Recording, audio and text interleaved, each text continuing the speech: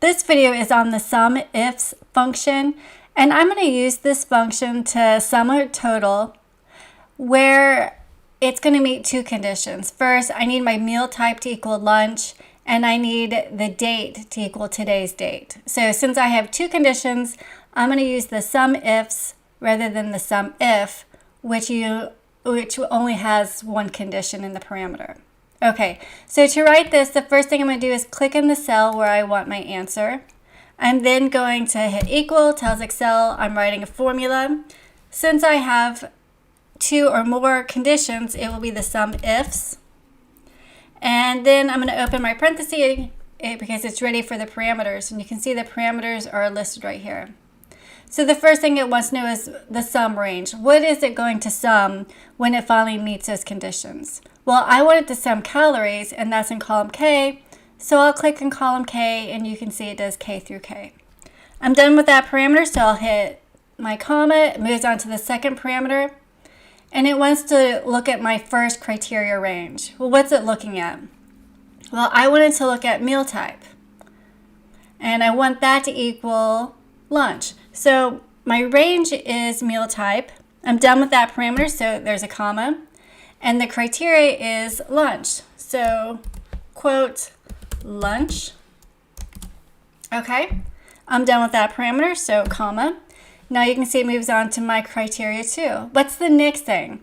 Well, I want it to equal lunch, and I want the date to be today's date. So it has to look at date, which is in column C. I'll highlight column C. I'm done with that, so I'll click the comma to move to my next parameter, and it wants to know, well, what do you want date to be, or that column C to be? Well, I want it to be today's date. And I can't type in today's date because it won't be good anytime after today. So I'll use the today function, and that is just today, open and close parenthesis, and then I'll close the whole parenthesis because I'm done with SUMIFS. I'll hit enter. Okay, nothing happens. It did fill in that formula all the way through. I don't want that because it doesn't work for dinner, snack, and all that. I'm going to do my drop down and tell it to stop automatically creating. Okay, so it took those away, and I have it just for lunch. So let's test it. Today's date, 2/12/25. My meal type, lunch. Let's give it a food type. And let's give it 2 servings. So you can see I'm at 300. And let's see if it's going to do it again. 2/12/25. We need lunch again. Let's do scrambled eggs, and we will do 1 serving. So you can see it added the 300 and 200, and that's how I got the 500. So let's try for tomorrow, 2/13/25. Let's choose lunch. And you can see it does not add because it did not meet the condition of the date. So let's try today's date, but this time choose breakfast.